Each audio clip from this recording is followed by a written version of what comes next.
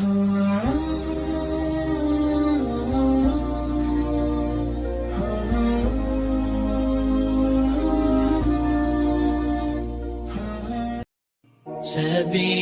الدموع سبيل مريح تنهدى يا صاحي كي تستريح.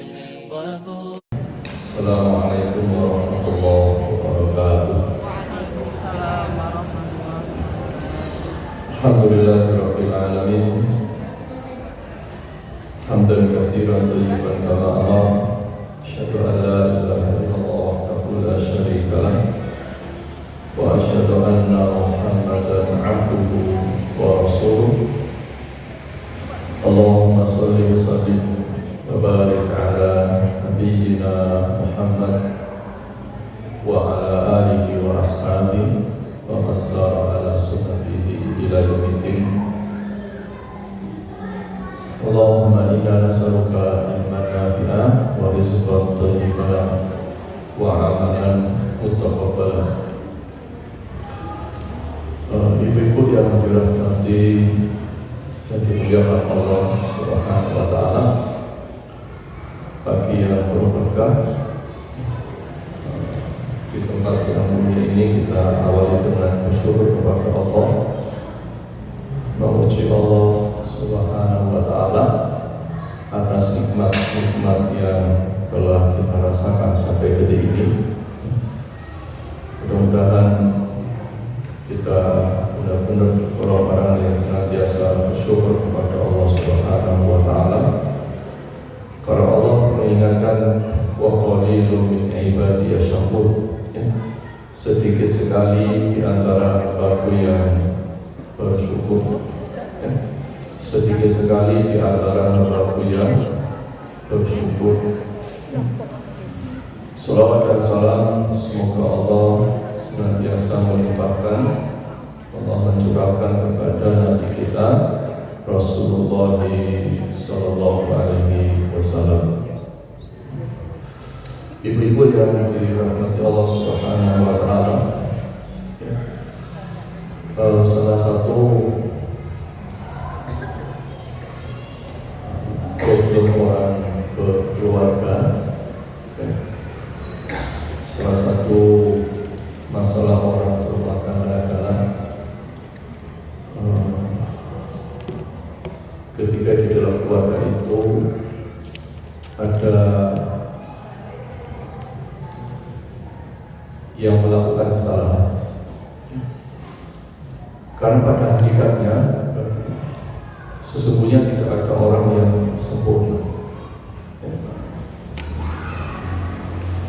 Seorang menikah itu pasti mendapati pasangannya ada kekurangan, yang dengan kekurangan itu menimbulkan potensi untuk melakukan kesalahan, baik itu disengaja maupun tidak, atau bahkan kesalahan itu bisa menjadi karakter keseharian ketika berumah tangga. Bapak Ibu rahimahullah, ada sebuah kisah, ya. Seorang istri, mungkin ibu pernah mengalami, punya suami yang punya kebiasaan sebelum menikah itu, bahasa kita ini naruh barang sekenanya, kalau sembarangan, ada boleh? Banyak, iya. Karena saya pernah menangani rumah tangga begini, mohon maaf, akhirnya sang istri tidak kuat dan cerai. Jadi kisahnya yang saya tangani itu, suami ini biasa tuh kalau habis makan permen gitu ya, bungkusnya ditaruh di bawah bantal. Basah. Ya, saya sampaikan ada kisah aduk basah. Ya. Seorang istri istri memiliki seorang suami yang punya kebiasaan meletakkan handuk basah begitu saja di atas kasur? Ya. Pernah punya suami gitu? Oh iya. 9 dari 10 laki-laki. Mayoritas. Si istri ngomel-ngomel pada suaminya dan suaminya nggak berubah, dimomeli terus, dimarahi terus. Nah, capek marah-marah, si istri mulai ganti cara dengan menyindirnya. Disindir. Bagus sekali ya, ada handuk basah di tempat tidur. Saya ngomong, kapan ya kira-kira handuk bisa jalan sendiri ke jemuran? Disindir ini suami. Tetapi apakah berubah suami? Ternyata tidak sama sekali. Nggak berubah sama sekali suami. Ya. Akhirnya sing isi merasa capek karena bukan sekali 2 kali, bukan seminggu 2 minggu, bukan bulanan tapi sudah Bertahun-tahun. Iya. Marah sudah, ngomong kasar sudah, nyindir sudah, tapi nggak ada hasilnya. Mengubah orang lain susah, apalagi untuk hal yang sudah menjadi kebiasaan sejak kecil. Akhirnya dia merubah pikirannya sendiri. Si istri ini merubah pikiran sendiri. Kata si istri, baiklah, handuk basah ini akan menjadi permadani di surga nanti. Makin banyak aku memindahkan handuk basah ke jemuran, makin banyak permadani indah di surga. Karena itu setiap sang istri melihat handuk basah di kasur yang dilempar suaminya, istri tersenyum melihat handuk itu. Kenapa? Membayangkan permadani di surga. Dan kemudian ngambilnya, menjemurnya dengan senyum dan perasaan bahagia. Apakah handuknya berubah? Tidak. Handuk basah tetap ada di kasur tiap hari. Dan yang berubah apa? Cara pandang istri terhadap dirinya sendiri atas handuk yang berada di atas kasur. Waktu berlalu, si istri kaget, tak ada lagi handuk basah di kasurnya. Ia sudah lupa sejak kapan ia tak lagi melakukannya. Rupanya sang suami melihat keikhlasan istri yang luar biasa. Ya. Senyum istri setiap kali membawa handuk dijemur lagi, tergerak untuk melakukannya. Ya. Dan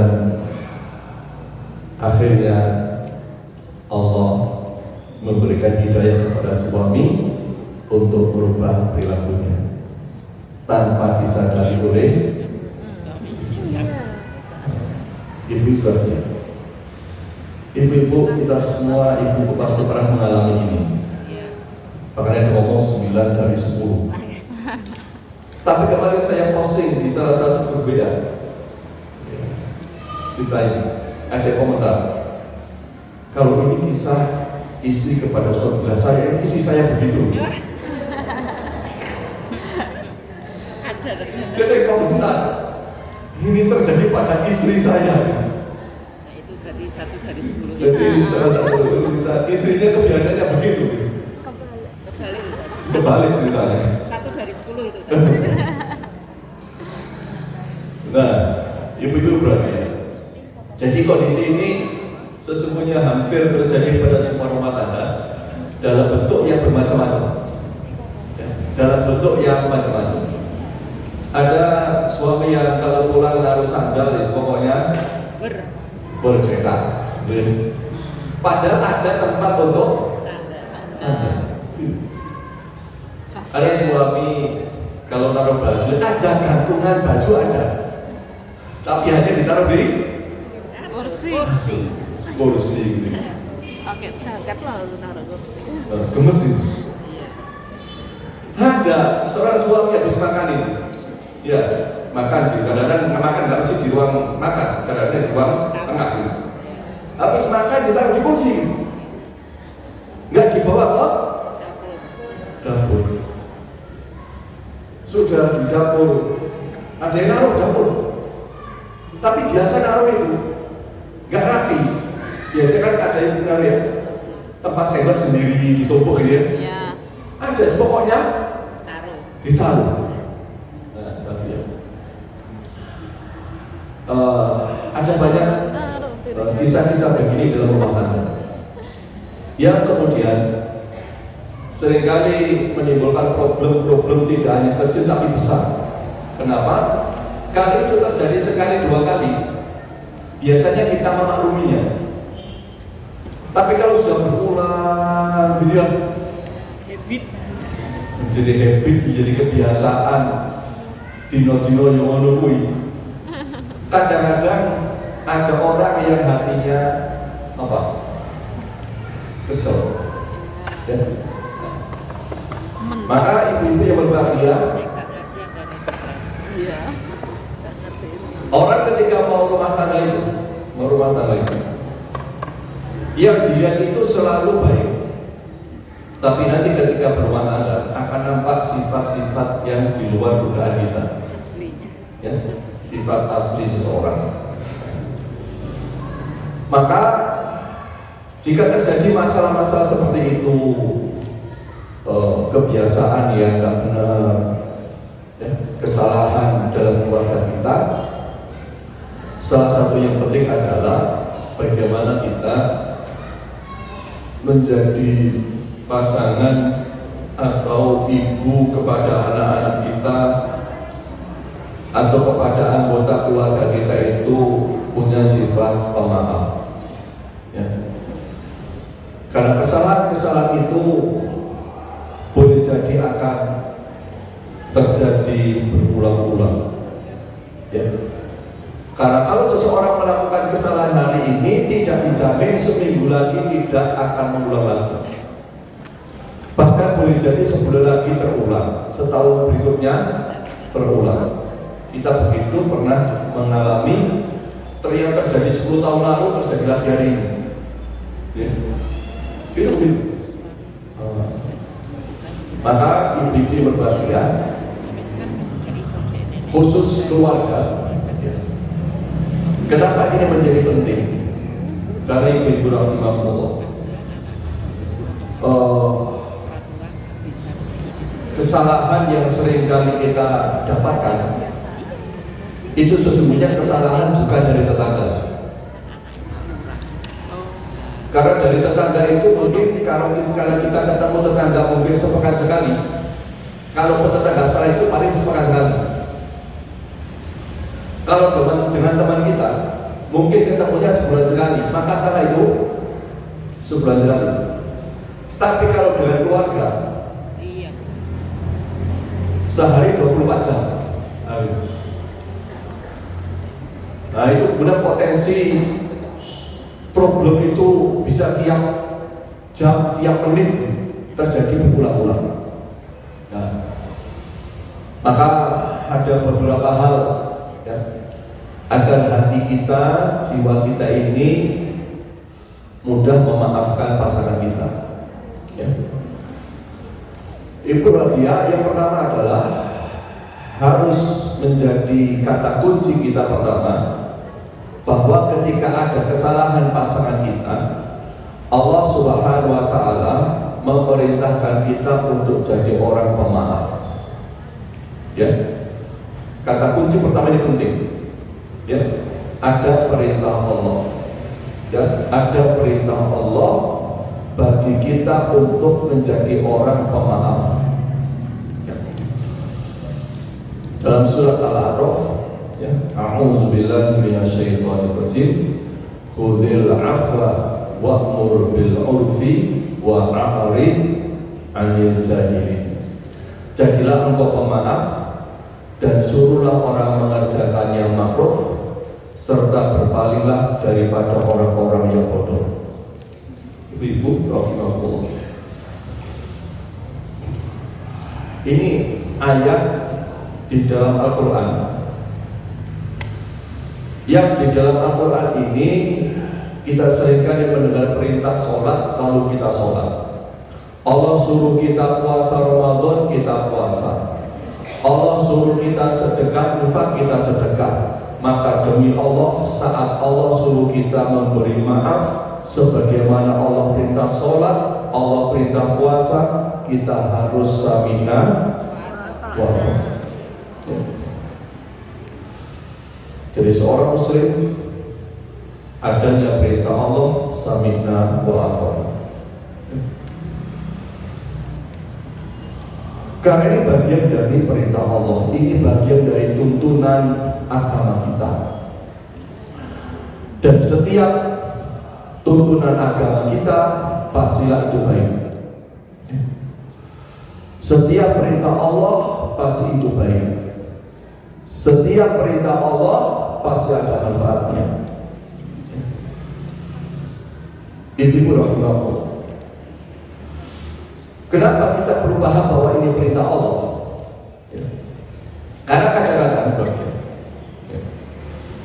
ketika rumah tangga kita ada masalah, kemudian kita curhat ke teman kita, tentang ibu misalnya curhat tentang suaminya, sudah curhat banyak tentang kekurangan suaminya, kejelekannya, lalu temannya bilang apa? Mbak, maafkan suami. Pernah gitu? Pernah? Oh. Pertanyaan ibu, yang dulu memberi maaf siapa? Ya, penjenengan curhat ke teman banyak, lalu temannya bilang, Mbak, maafkan suami penjenengan. Yang dulu memberi maaf siapa? Kita. Siapa? Kita. Siapa? Teman? Bukan. Oh, Allah. Yang dulu Allah. Oh iya, lewat teman. Kadang-kadang bilang begini, oh, kok besok perasaan gua begitu, Iya. gitu, gitu, penolakannya begitu.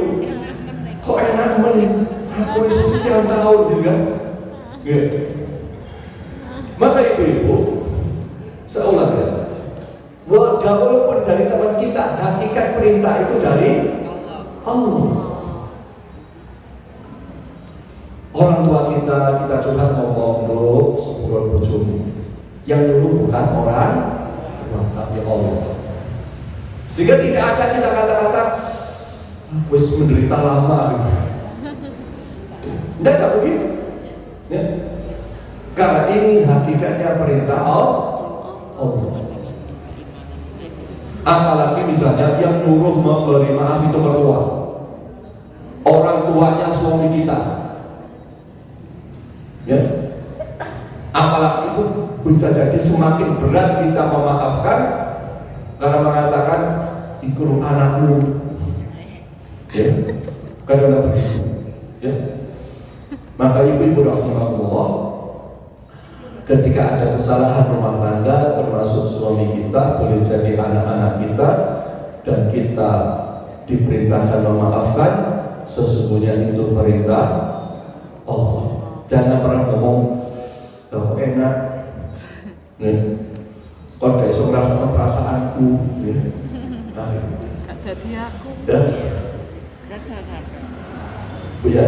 Jadi ketahui sekali lagi ini perintah Allah, bukan teman, bukan sahabat, bukan tetangga, bukan perintah orang tua atau mertua. Ini perintah Allah. Ya.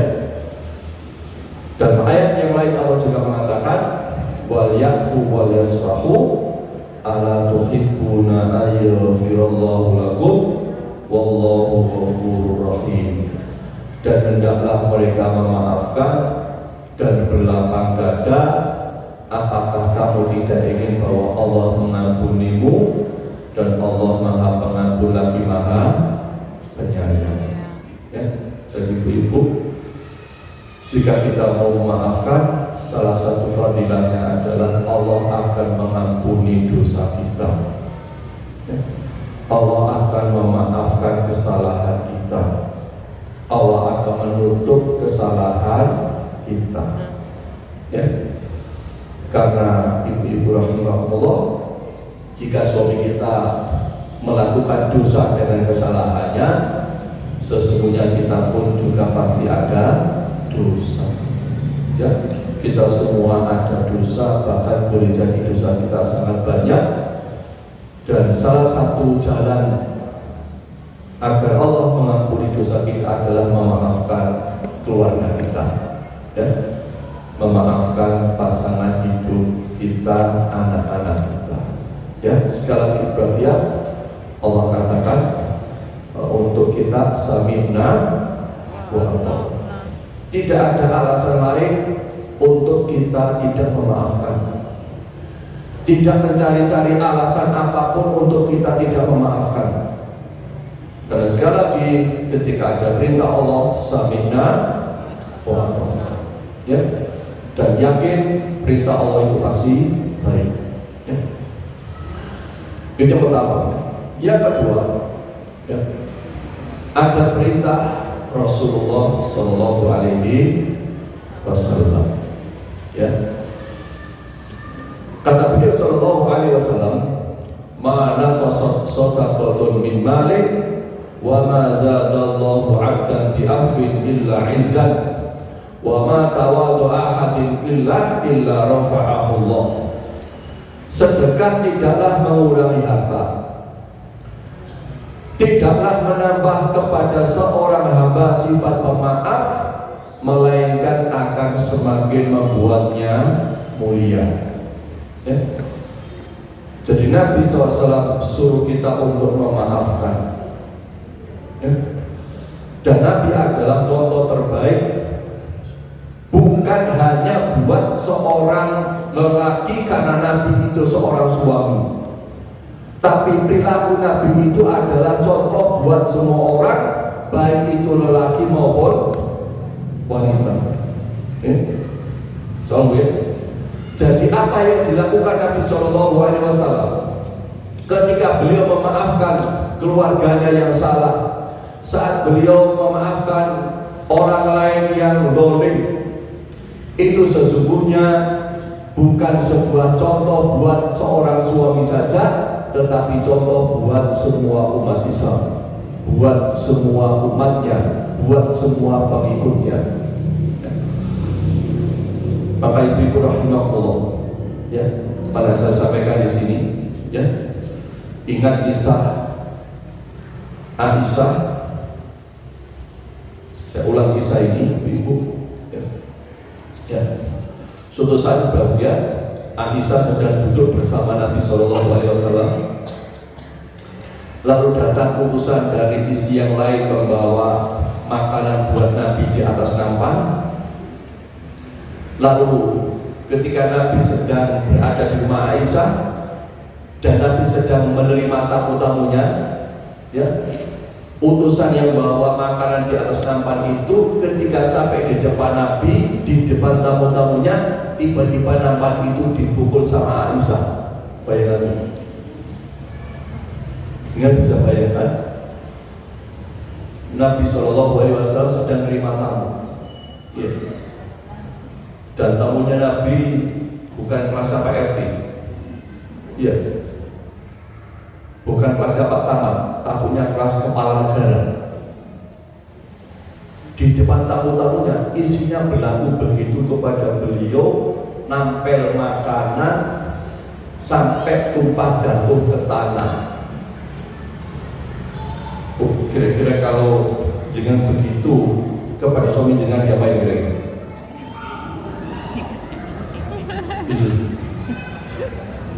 Loh, ini bayangin, bukan rumah sepi, tapi rumah banyak tamu gitu. Bukan di kamar gak ada orang lihat, tapi di depan banyak orang, isinya berlaku begitu pada Nabi. Tapi lihatlah kemuliaan Nabi. Beliau kemudian membungkam badan beliau, ngambil kue yang jatuh tumpah ke tanah satu demi satu, ditaruh di atas nampan. Setelah semuanya terkumpul, beliau pegang dengan kedua tangannya, lalu kepada tamunya Nabi menyampaikan, "Ghurrat ummukum, Aisyah sedang cemburu, titik."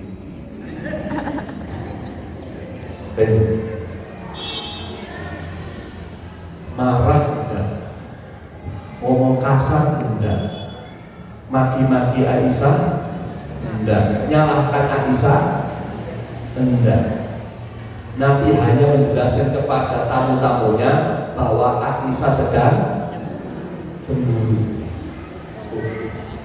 Jadi kisah ini sesungguhnya bukan kisah untuk para suami agar memaafkan istri, tapi ini adalah sikap siapapun dalam rumah tangga. Jika pasangan kita, mohon maaf, dalam tanda kutip berlaku salah buruk, maafkan dia. Maafkan suami penjenengan kalau misalnya suatu saat berlaku seperti Aisyah kepada Nabi Shallallahu Alaihi Wasallam. Jadi sesulit apapun perasaan, seberat apapun hati, maafkan suami kita, sebagaimana Nabi Shallallahu Alaihi Wasallam memberikan contoh memaafkan Aisyah radhiyallahu anha. Ya, bayangkan itu kan kalau nggak jiwa yang bijak, bukan hati yang istimewa, bukan pribadi rahmat Allah SWT, nggak bisa begitu. Ya, di depan banyak orang. Padahal seringkali bagian kesalahan kita dalam rumah tangga itu seringkali di rumah nggak ada orang tahu, betul. Itu kegegerannya luar biasa. Padahal tidak ada orang lihat, kita tidak dipermalukan di depan banyak orang, rahasia nggak ada yang tahu. Seringkali kita marah, jengkel, ya, ngomong keras, maki-maki. Ya. Lihatlah, tidak ada ujian paling berat kecuali para nabi dan rasul. Ya. Tidak ada ujian paling sulit kecuali para nabi dan rasul. Ya, maka ibu-ibu yang dirahmati Allah Taala, sekali lagi beginilah kehidupan keluarga Nabi Sallallahu Alaihi Wasallam yang harus kita contoh dalam keluarga kita, karena suatu saat kita pasti akan mengalami. Tetapi yakinlah, sesungguhnya ujian-ujian kita itu lebih ringan daripada ujian Nabi Sallallahu Alaihi Wasallam. Ya. Jangan saya mengatakan seringkali orang ibu-ibu kalau sudah diuji seakan-akan melihat dirinya yang paling terdolimi, paling berat, paling susah. Seringkali begitu. Ya. Pada sesungguhnya ada banyak orang yang jauh lebih berat daripada kita. Bahkan orang yang paling mulia dijamin masuk surga pun diuji dengan keluarganya yang berat. Ya. Ini Bapak. Ya. Sekali lagi, jadi kalau ada orang menyuruh kita maafkan, satu itu perintah Allah, yang kedua Nabi kita memerintahkan kita memberi maaf, ya, dan memberi contoh kita juga untuk memberi maaf. Ya. Dalam sabda yang lain Nabi menyampaikan, la yafraq mu'minun mu'minatan in kariha minha khuluqan radiya minha akhar. Janganlah seorang mukmin membenci seorang mukminat. Begitu pula sebaliknya. Jangan sampai seorang mukminat, istri yang mukmin, membenci suaminya. Jika si pria tidak menyukai satu akhlak pada wanita, hendaklah ia melihat sisi lain yang ia ridhoi. Jika ibu-ibu melihat yang tidak disukai dari suami, lihatlah pasti ada kebaikan yang lain. Ya? Pasti ada kebaikan yang lain. Maka tidak boleh membenci istri, tidak boleh membenci suami, tidak boleh membenci anak, tidak boleh membenci anggota keluarga. Ya. Kemudian yang ketiga, ya, istri terbaik. Ya, istri terbaik. Nabi SAW menyampaikan khairukum li ahlihi wa ana khairukum li ahli. Sebaik-baik kalian adalah yang paling baik kepada keluarganya. dan aku adalah yang paling baik di antara kalian kepada keluargamu. Ya.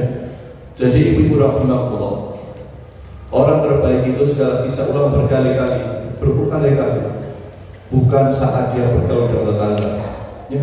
Orang terbaik itu bukan saat dia baik dengan teman-temannya. Orang terbaik itu bukan saat dia baik dengan teman di tempat kerjanya. Orang terbaik itu ukurannya saat bersama keluarga. Ya.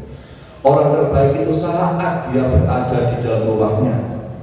Orang terbaik itu saat dia bergaul dengan suami dan anak-anaknya. Ya. Ibu-ibu, kenapa ini penting? Karena asli sifat seseorang itu saat berada di dalam rumahnya. Ya. Sesabar apapun orang di luar rumah belum tentu sabar di dalam rumah. Ya. Orang selembut apapun ucapannya kepada tetangganya, tidak mesti dia lembut kepada keluarganya. Tapi kalau orang sudah sabar kepada keluarga, dijamin kepada orang lain dia sabar. Kalau dia lembut kepada keluarga, dijamin lembut kepada semua orang. Ya. Maka kalau ingin lihat orang terbaik dalam akhlak, lihatlah saat dia berumah tangga, saat dia berkeluarga. Ya. Karena itu kita masih ingin jadi orang terbaik. Ya. Kita ingin jadi orang paling mulia. Kita ingin jadi orang paling terhormat. Dan itu jalannya bukan penampilan kita ketika di rumah, tapi di dalam rumah kita. Ya. Karena ibu-ibu rahimahullah, itulah sifat asli seseorang. Karena di dalam rumah tidak ada pura-pura dan sandiwara. Di rumah itu tidak ada pura-pura dan sandiwara, nggak ada sinetron. Yang di rumah itu sesungguhnya, lek di luar rumah masih sinetronan, dibuat-buat, direkayasa. Kelihatannya ngomong kepada orang lembut, padahal aslinya kasar. Seakan-akan dia itu perhatian, padahal sebenarnya orang yang cuek, hanya ingin dilihat orang yang baik. Ya.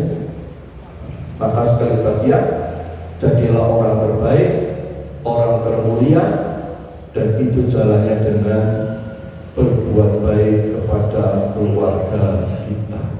Nah, yang keempat, bagian agar tumbuh rasa cinta. Ya. Berbagai. Orang kalau menikah, tabiatnya itu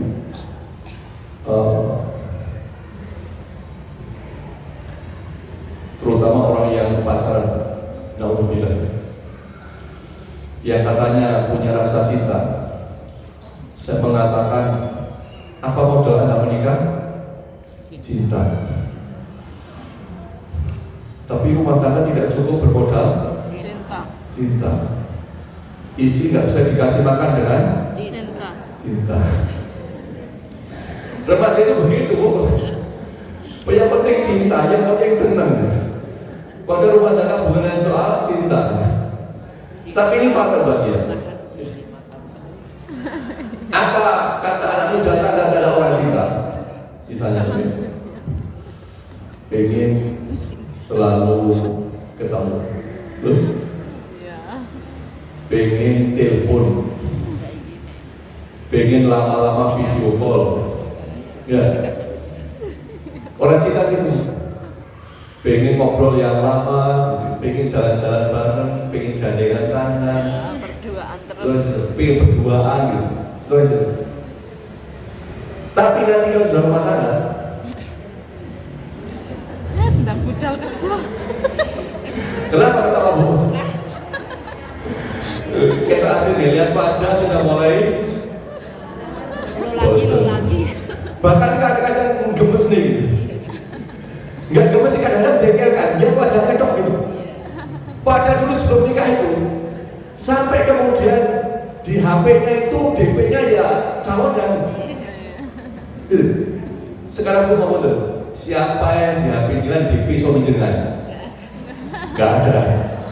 Ya DP anaknya gitu kan. Iya. Dulu sebelum nikah begitu. Saking pengen lihat wajah terus menerus itu. Sampai di HP itu profilnya begitu.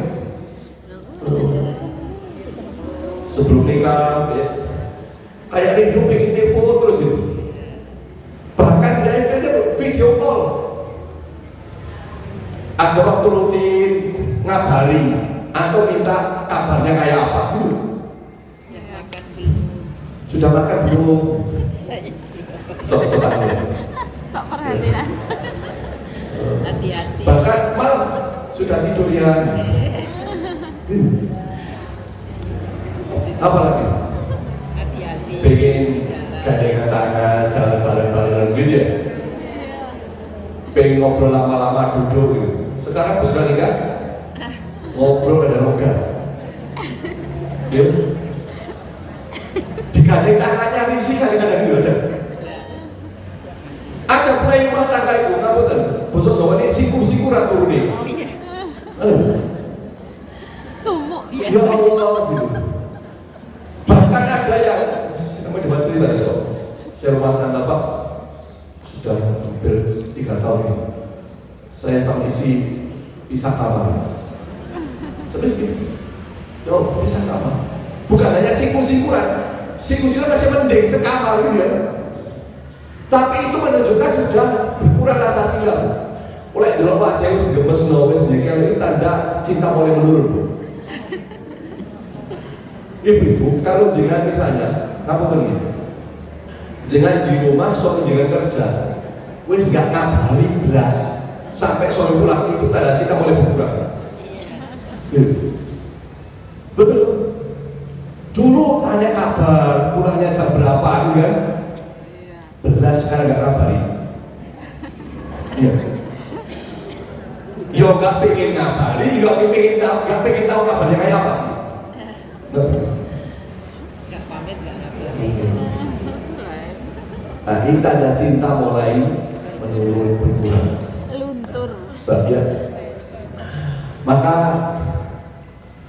agar tumbuh rasa cinta, agar tumbuh rasa sayang, maka ini salah satu resep terbaik dari Allah.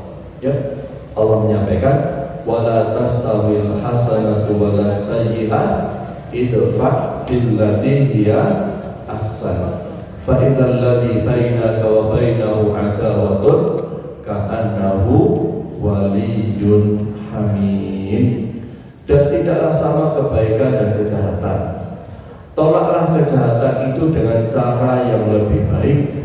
Ya, dengan cara yang lebih baik.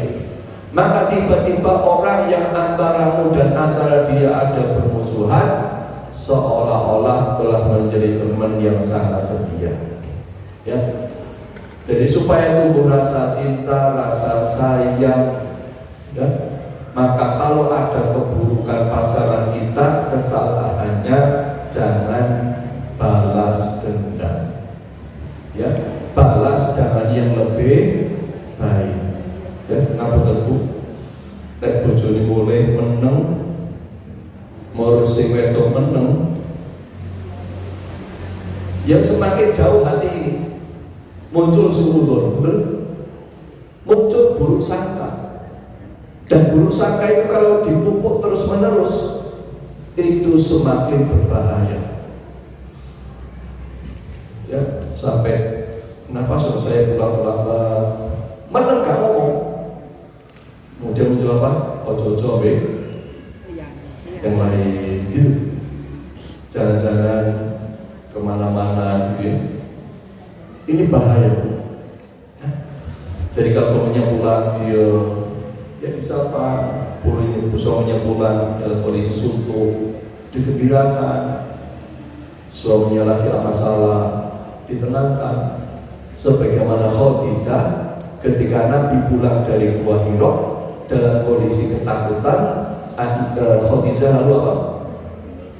Menyelimuti Nabi, menenangkan Nabi. Khadijah ketika suaminya pulang dalam kondisi begitu kan ditakoni, Mas, apa ini? Nggak begitu kan? Yang penting suami ditenangkan dulu, ya, hatinya biar nyaman. Nanti dia akan cerita sendiri. Karena lelaki kalau ada problem masalah itu jarang pengen cerita, betul? Nggak suka cerita suami itu. Iya. Maka kalau suami pulang ada masalah jangan ditanya. Ya. Apalagi isi ngomong, Mas, mau coba dijawab, tolong jawab dong. Yakin kalau jika ngotot begitu nggak akan pernah dijawab. Ya. Biarkan suami tenang pulang sampai di rumah. Kalau dia lagi gelisah, sambut yang baik, ya, buat dia tenang, buat dia percaya diri. Itu bagian dari menyelesaikan persoalannya. Ya. Jangan saya membuat dia pertanyaan-pertanyaan yang buat dia kemudian semakin tertutup. Ya. Maka ibu rahimahullah, ini penting buat rumah tangga. Ya. Maka itu ya, ada beberapa tipe manusia. Saya pernah sampaikan di sini. Kalau ada orang kebaikan dibalas keburukan, namanya zalim. Ya. Kalau keburukan dibalas keburukan, namanya dendam. Kebaikan dibalas kebaikan biasa. Tapi keburukan dibalas kebaikan itu yang luar biasa. Ya. Jadi kalau suami kita ngomong kasar, jangan dibalas dengan ngomong kasar. Suami penjaringan cuek, jangan sampai penjaringan cuek. Suami penjaringan dingin, apa dingin? Gak perhatian, ya. Jangan membalas dengan menjauhinya. Ya. Jadi apapun keburukan-keburukan itu jangan pernah dibalas dengan keburukan sebaliknya.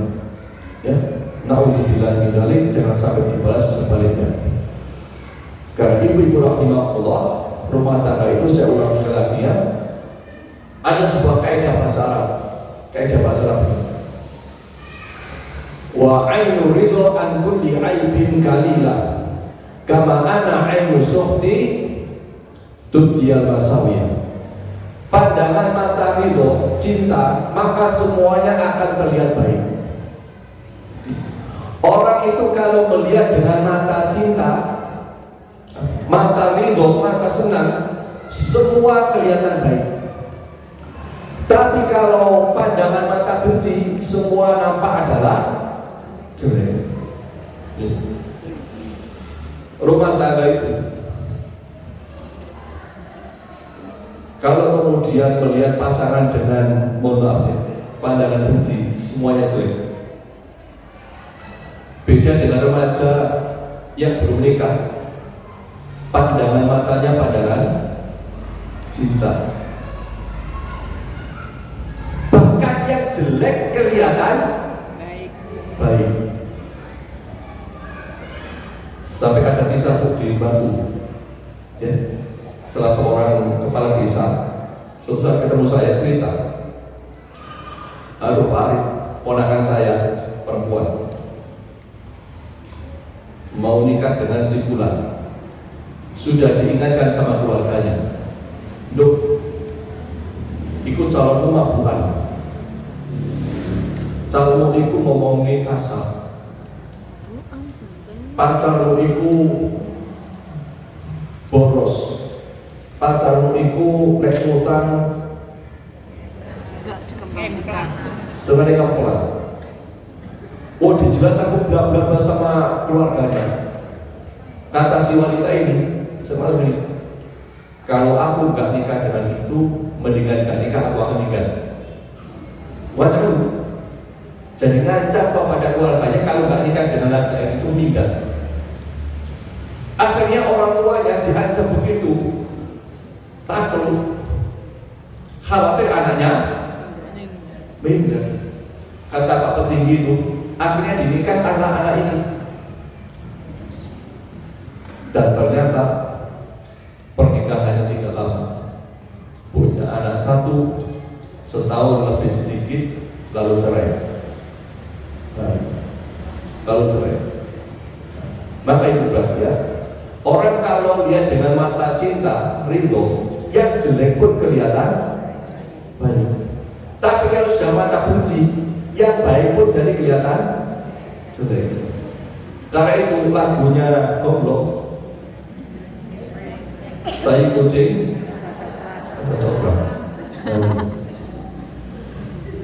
nah itu begitu. Walaupun kita yakin Goblok tak pernah makan tai kucing, tapi kita bisa bayangkan saja makna kalimat itu adalah orang kalau sudah cinta itu sudah matanya buta, semua kelihatan baik. Tapi kalau sudah benci semuanya jelek, nggak ada baiknya sama sekali.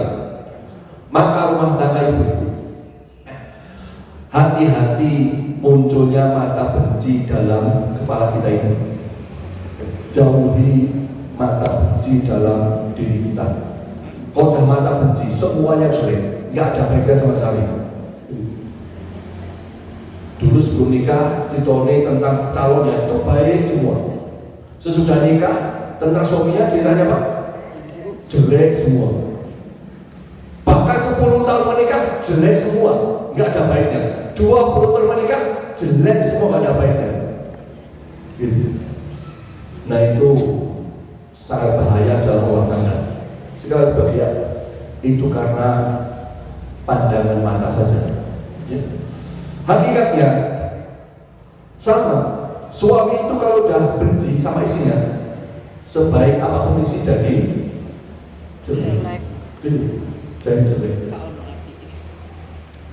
Bahkan maksudnya ya ibu-ibu, ada orang nasihati, itu pikirannya apa?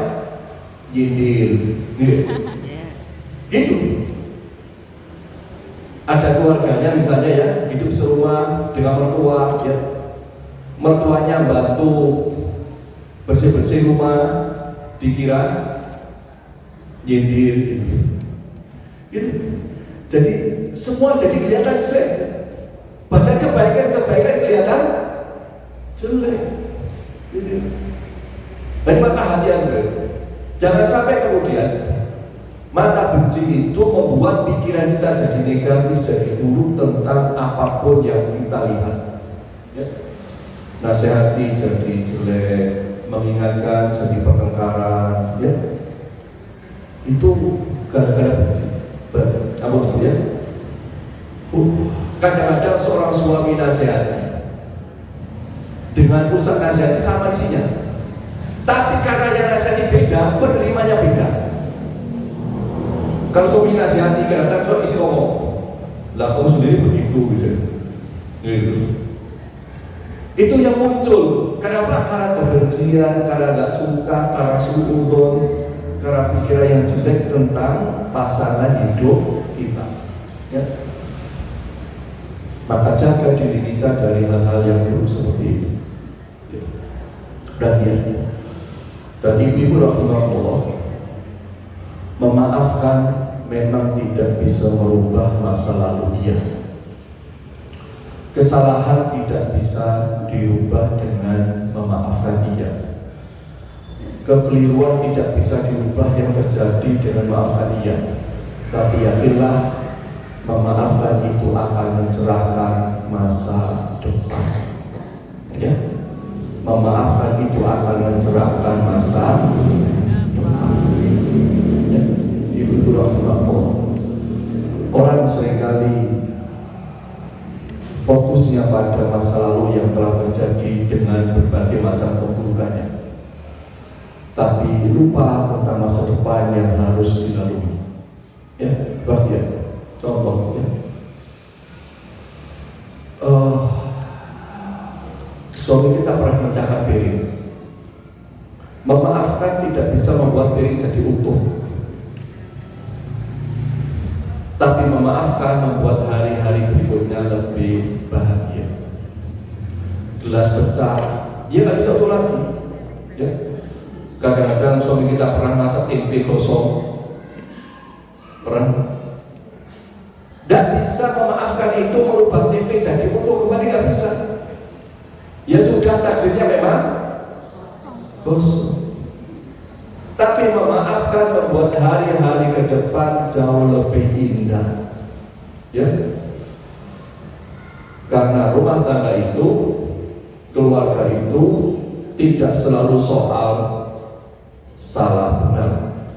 Ya, bukan sekedar soal salah benar, tapi rumah tangga itu seringkali soal keselamatan. Oke, lihatlah ibu pernah lewat jalan besar, ada bis nyelonong. Bis apa ini? Sumber. Oh, apal. Viral. Sumber Kencoro yang kemudian berkali-kali kecelakaan dirubah namanya jadi sumber selamat. Ternyata masih tetap saja. Dan siapa yang alami? Di jalur udah pas jalurnya kita di pinggir kiri, nyelonong itu bis.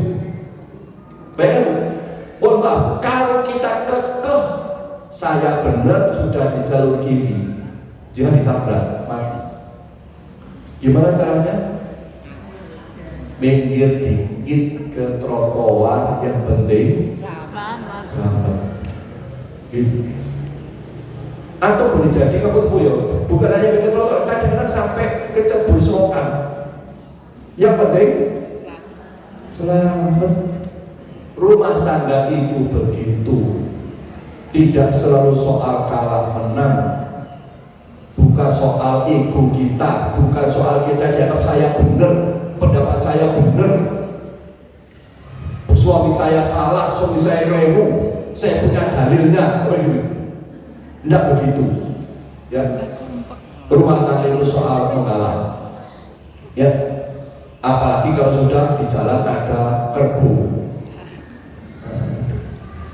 Nggak bisa kita ngotot kemudian nabrak kerbau. Ya, ini binatang tidak berakal. Ya, mengalah itu menjadi salah satu kunci keselamatan rumah tangga. Ya, mengalah itu menjadi kunci keselamatan keluarga. Ya, maka ibu, walaupun kita merasa benar, boleh jadi ngalah. Kita 100% yakin benar, suami kita 100% salah, mengalah demi keselamatan rumah tangga. Ini penting, karena ibu guru Allah memaafkan atau mengalah, ya, itu kunci penting. Kenapa? Jika Anda mampu menundukkan ego, separuh masalah Anda selesai. Jika Anda mampu menundukkan ego, separuh masalah Anda selesai. Sebesar apapun masalah, kalau mampu menundukkan ego, separuh masalah selesai. Tapi seringan apapun masalah, kalau ego masih kuat, nggak akan pernah selesai. Bahkan seringkali semakin berat, semakin rumit. Pernah saya ceritakan di sini, ya. Ada kisah suami istri hampir bercerai gara-gara sedotan. Iya, sederhana soal sedotan terjadi. Jadi istri cerita habis gegeran sama suami sampai isi ngomong, habis gelutan, sampai di musuh gitu ngajak gelut gitu. Suami ditonton begitu ngomong, dia sudah cerai ya begitu. WA saya, ya. Lalu saya sudah datang ke KUA, saya tanya, mohon saya bisa menebak, ini pasti masalah kecil Pak ya. Ini Pak, gara-gara sedotan. Bu, ngapa tuh nih? Seringkali nggak dulu mengatakan, mohon ya, gara-gara piring bertengkar. Gara-gara naruh gelas gak bener bertengkar, ya. Sepele-sepele sesungguhnya. Tapi sekecil apapun masalah, kalau ego ini kuat, itu gak pernah selesai masalah. Tapi serumit apapun persoalan, sebesar apapun problem, kalau egonya kita tundukkan, selesai masalah. Ya. Kali ini Rasulullah ya memahami orang lain itu tidak semata-mata apa yang terlihat. Ya. Contoh lagi dulu ya. Contoh lagi ya. Ketika Nabi melihat Aisyah ini menempel makanan tumpah ke tangan, kalau pikiran orang awam, ini kan jelas salah, kurang ajar loh. Itu begitu. Tapi hidup tidak selalu siap kasat mata. Yang dilihat Nabi Pak, perasaan Aisyah cemburu. Kenapa cemburu? Betul. Karena isi yang lain memberi makanan buat Nabi di depan Aisyah, jelas cemburu gitu kan. Jadi persoalan intinya bukan soal menumpahkan makanan, tapi soal cemburu. Ya. Maka sekali lagi jangan selalu melihat persoalan itu apa yang nampak kasat mata. Boleh jadi ada sesuatu di belakang itu yang membuat masalah itu muncul di dalam rumah tangga kita. Contoh ya, saya kemarin browsing sampai ada buku menulis tentang seni memahami wanita. Ada buku luar biasa. Ternyata kemudian saya dapati ada satu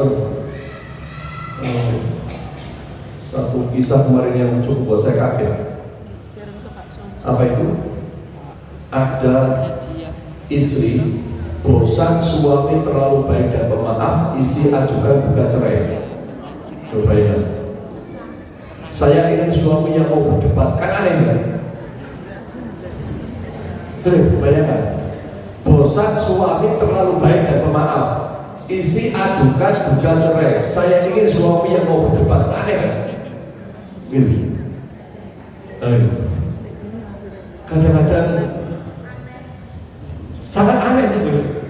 Selama ini saya lihat kalau ada isi gugat cerai itu misalnya suaminya nggak kasih belanja, suaminya kasar, suaminya pemabuk, suaminya selingkuh, suaminya KDRT gitu ya, suaminya minggat, itu begitu. Ini kemarin saya temukan, ya Allah gitu.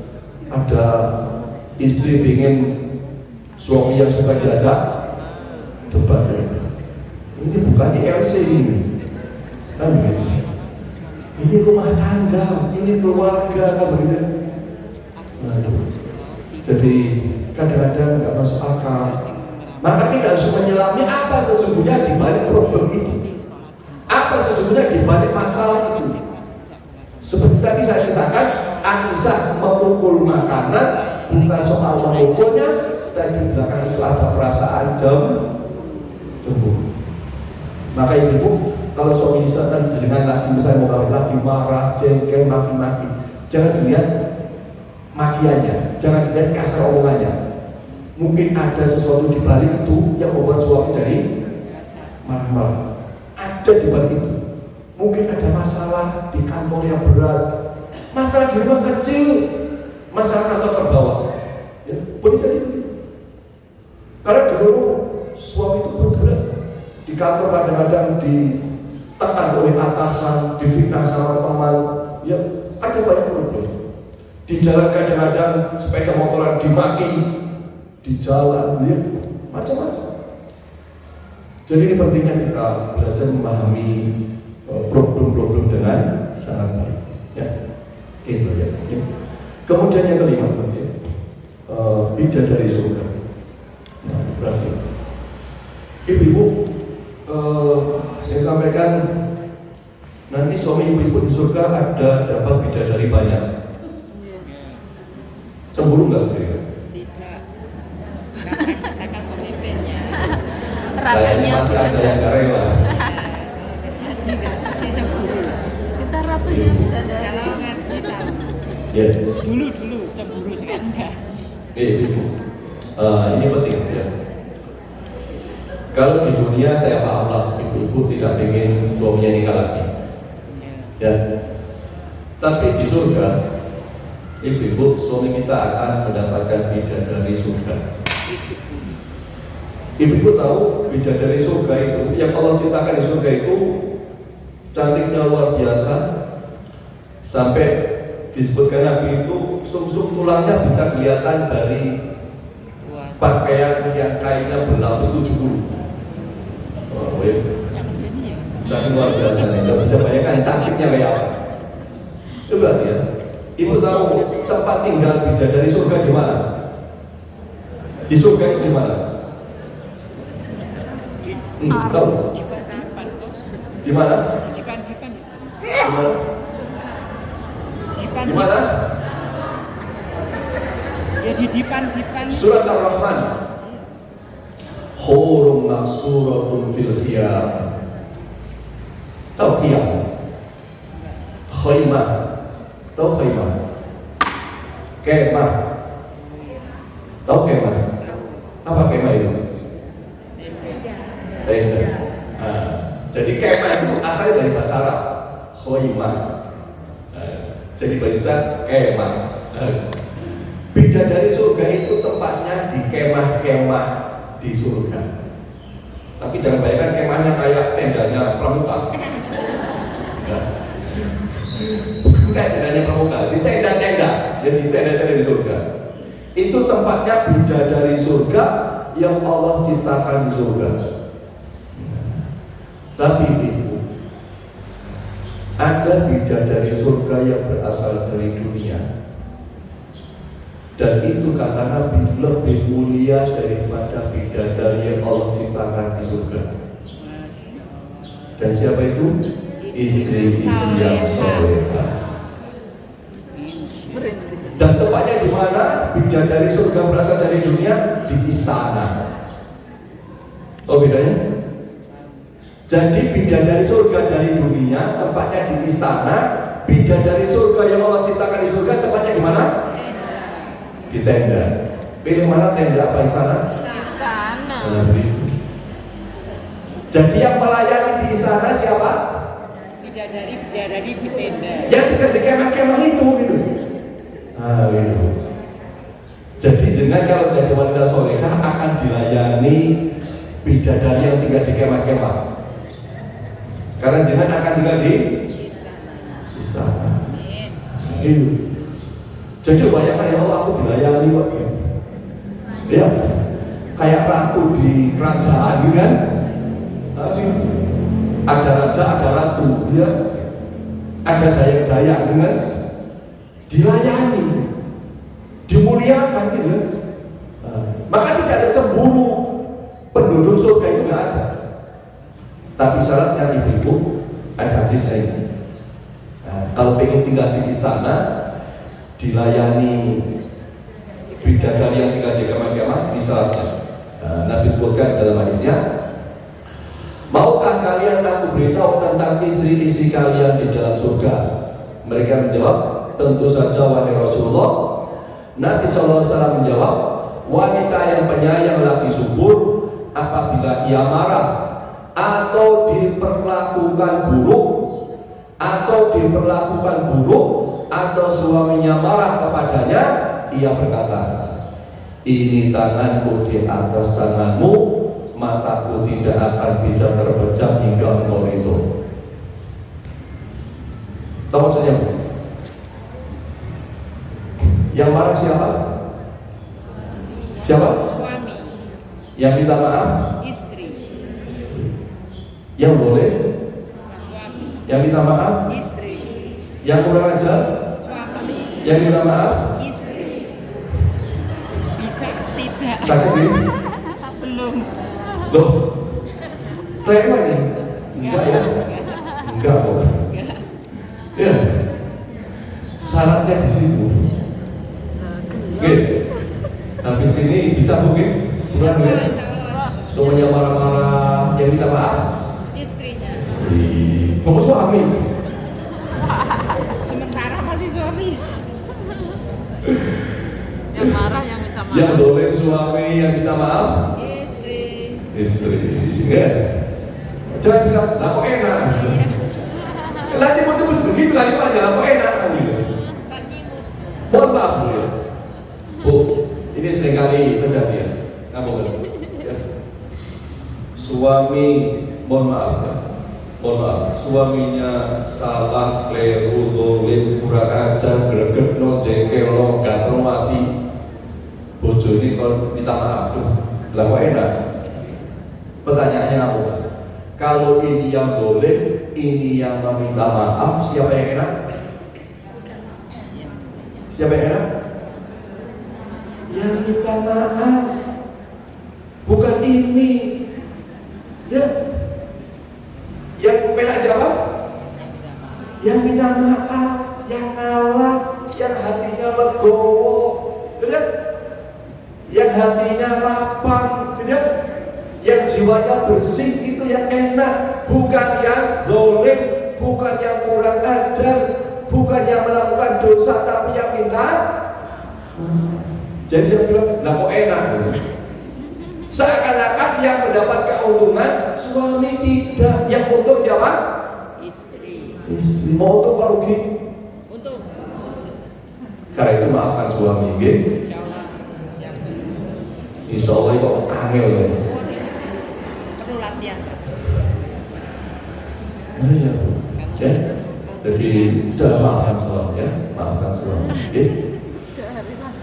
Tuh singkat-singkat saja ya. Dan suami lebih berat kita maafkan. Kenapa? Nabi menyampaikan infak untuk orang miskin pahala. Infak untuk orang nggak punya pahala. Tapi infak untuk keluarga pahalanya jauh lebih besar. Senyum kepada tetangga boleh, tapi senyum kepada suaminya lebih besar pahalanya. Ya, senyum kepada siapapun pahalanya besar, tapi senyum kepada suami jauh lebih besar pahalanya. Jangan sampai ngapunten, yuk, mari geger ibu bojone bengkerengan. Tamu teko dikek senyum. Tamu ini boleh. Betul mana bojone? Lah kok iso? Drama. Nek tamunya datang itu loh, tetangganya datang senyum, gembira, ngomong enak. Balik ke suami, cemberut lagi. Enggak. Ngaku, jika nggak senyum sama tamu nggak apa-apa, yang penting mas suami. Karena itu yang lebih berhak kita berikan yang terbaik dari kita. Ya, itu deh. Ya, yang ke-8 membahagiakan. Membahagiakan. Yauma la yanfa'u malun wala banun illa man atallaha biqalbin salim. Yaitu di hari harta dan anak-anak lelaki tidak berguna kecuali orang yang menghadap Allah dengan hati yang bersih. Kita ingin kembali pulang ke mana? Ke Allah. Sejauh-jauhnya pergi ingin pulang. Saya kemarin ketemu di Jogja, ada ibu-ibu ya tinggal di rumah anaknya mewah. Dia punya rumah sederhana di desanya. Dia bilang, Pak Arif, saya sebenarnya lebih suka di rumah saya sederhana daripada rumah anak mewah. Kalau hakikatnya masih pengen pulang. Nah, kalau kita pengen pulang kepada Allah, pulang ke surga, syaratnya hatinya harus bersih. Bersih dari apa? Dari dendam, dari jengkel, dari sakit hati, dari kecewa, dari rasa marah. Ya, dengan cara apa? Semua bisa hilang dengan memaafkan. Ibu-ibu, ya, ini piring gak akan bisa kita gunakan dengan nikmat, nyaman untuk apapun kecuali dicuci terlebih dahulu. Ya, rumah kotor gak enak tidur kecuali sudah bersih. Ini mohon maaf, kenapa diminum enak? Karena tempatnya bersih. Walaupun diisi air susu, kalau di sini ada kotoran dikit, nggak ada yang mau minum. Hati ini Bu, kalau sudah bersih, apapun enak. Kalau sudah bersih, apapun enak. Kalau tidak bersih, kamu kan, Bu, pernah ada yang cuci piring sajanya harus kotak-kotak. Yeah. Pernah? Kenapa? jengkel. Oh biasanya nggak pernah bunyi cuci piring, kok jadi kayak mau pecah semua gitu. Kenapa? Hatinya jengkel. Ya, naruh panci biasanya tenang kok blodak. Iya. Pintu ditutup biasa bisa kok mengandalkan banting. Jadi semua berasal dari hati, ya, berasal dari hati. Kalau hatinya bersih, perilakunya pasti indah, ya, pasti indah. Maka ibu rahimahullah, ada kisah. Suatu saat ada ular, ada seorang tukang habis bangun rumah, dia kemudian masukkan barang-barangnya di dalam rumah yang gelap itu. Dia tutup pintu. Menjelang malam, tiba-tiba ada ular masuk, merayap lewat bawah pintu yang ada lubang kecil. Sampai kemudian tiba-tiba ular itu tubuhnya terkena sesuatu yang tajam. Dia merasa sakit, dia marah, dia jengkel, dia lilit benda yang tajam mengenai tubuhnya. Ternyata sakit semakin keras, dia semakin melilitkan tubuhnya ke benda tajam itu. Semakin sakit dia semakin lilitkan, semakin marah, semakin jengkel, semakin dendam dia. Sampai kemudian ternyata yang dia lilit adalah gergaji. Orang dendam itu kayak ular melilit gergaji, berharap gergaji menderita, tapi dia sendiri akhirnya menderita dan mati. Maka ibu jangan punya dendam, jangan ada rasa jengkel, jangan ada perasaan marah, jangan ada sakit hati di dalam jiwa ini. Ya. Sudah, kalau ada yang nyakiti diikhlaskan. Kalau dibalas nanti semakin berat persoalannya, dibalas lagi semakin rumit masalahnya, dibalas lagi semakin susah hidup kita. Ya, jangan pernah balas dendam, ya, terutama kepada keluarga. Ya, terakhir Bapak Ibu, bagaimana jika sering melakukan kesalahan? Ya, kesalahan tidak sekali dua kali, mungkin setahun yang lalu diulang lagi, sebulan yang lalu diulang lagi. Ada kisah perhatian, ada seorang sahabat datang kepada Nabi SAW dan berkata, kata beliau, budakku selalu menyakiti hatiku dan berbuat zalim kepadaku.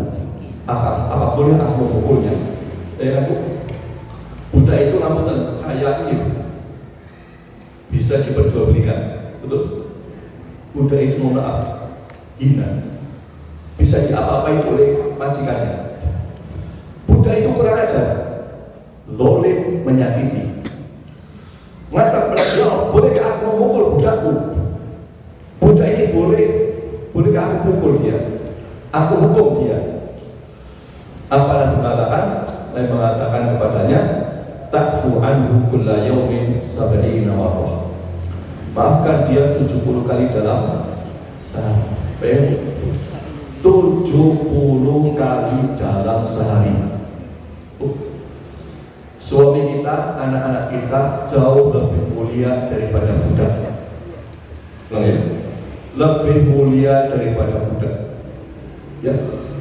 Maka sesungguhnya suami, anak-anak, keluarga kita harus kita maafkan lebih daripada 70 kali sehari. Contohnya, saya mau coba itu.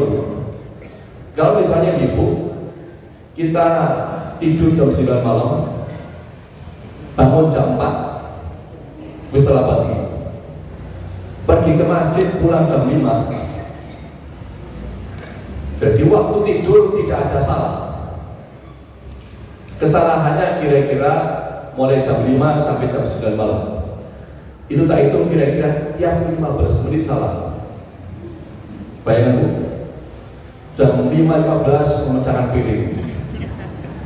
Apa kata Nabi? Maafkan. 5.30 naruh handuk di kursi. Maafkan. 5.45 masak tempe gosong. Maafkan suami. Jam 6 bawa sayur mau dibawa ke meja makan tumpah. Maafkan. Terus makan nggak dicuci? Masak nasi lupa gak dijelek no mejimnya. Maafkan suami.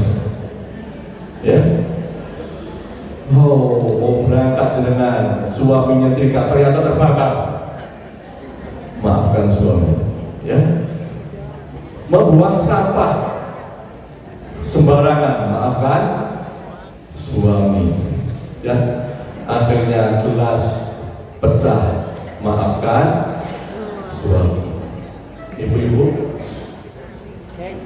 bayangkan, bisa nih? Kira-kira nih Bu gambarannya. Misalnya bentino piring pecah, jangan sampai ngomong entek piring ibu.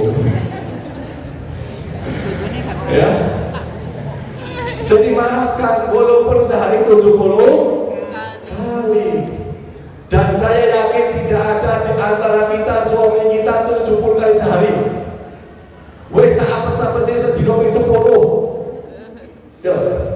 Maafkan suami, ping 10 ping 20 di 10 kemana ping 10 ping 20 di 10 ping 50 di 10 ping 20 di 10. Jangan sampai Bu kalau mulai biaya mari nikah sampai saya kita hancur deh. Loh, yang pernah ngalami ngomong suami gitu. Ini sampai saya orang berubah belas. Gitu. Oke. Jadi maafkan pasangan kita sebanyak apapun kesalahannya. Insya Allah keberkahan rumah tangga didapatkan. Selalu ya. Intinya, ya maafkan suami, ya. Maafkan suami 70 kali dalam sakit, ya? Sakit, ya? Salah pimpinan tak 10 bolak balik di 10 bentino di 10 kata insya Allah ya. Saya kira bahagia cukup insya Allah materi kita hari ini, mudah-mudahan manfaat. Ada pertanyaan? Enggak ada nih.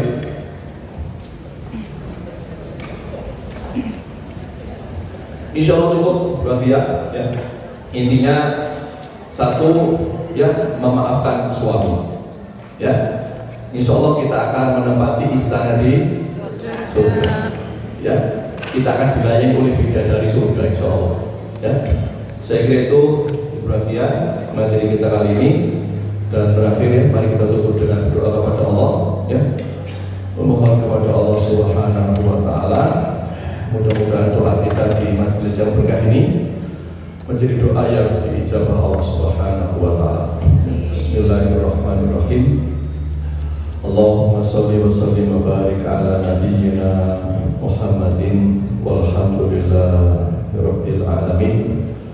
Rabbana dzalamna anfusana fa illam taghfir lana wa tarhamna lanakunanna minal khasirin.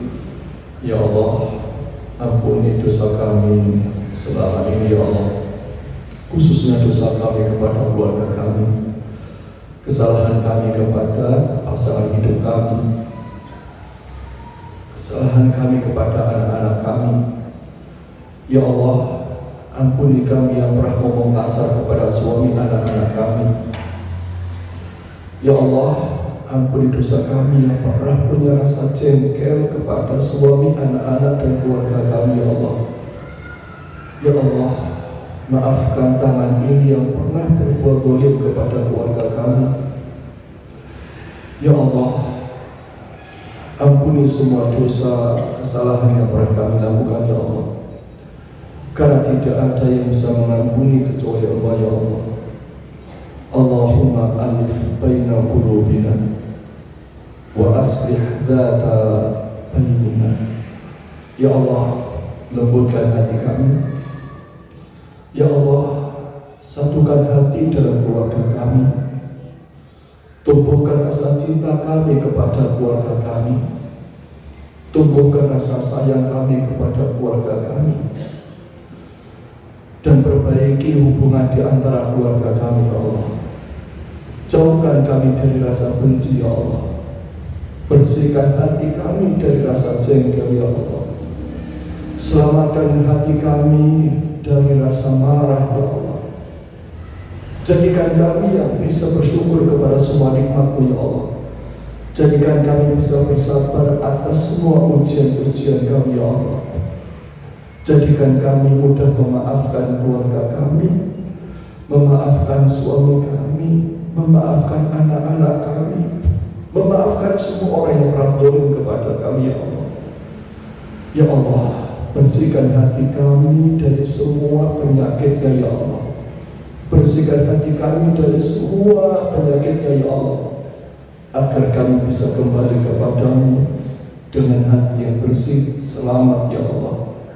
Ya Rahman, Ya Rahim, Ya Mujibas Sa'irin. Allahumma ya muqallibal qulub, tsabbit qulubana ala dinik. Wahai Allah yang membolak-balikkan hati, kokohkan hati kami di atas iman, ya Allah. Kuatkan Islam kami, ya Allah. Wafatkan kami semua husnul khatimah. Wafatkan kami husnul khatimah. Wafatkan kami husnul khatimah. Jauhkan kami dari su'ul khatimah. Selamatkan kami dari mati yang buruk, ya Allah.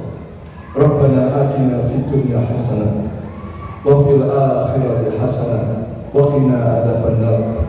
Subhana rabbika rabbil izzati amma yasifun wa salamun alal mursalin walhamdulillahi rabbil alamin. Demikian kita tutup dengan doa kafaratul majlis. Subhanakallahumma wa bihamdika asyhadu an la ilaha illa anta astaghfiruka wa atubu ilaik. Alhamdulillahi rabbil alamin. Assalamualaikum warahmatullahi wabarakatuh. الله ربي والإسلام ديني ومحمدا رسول الله.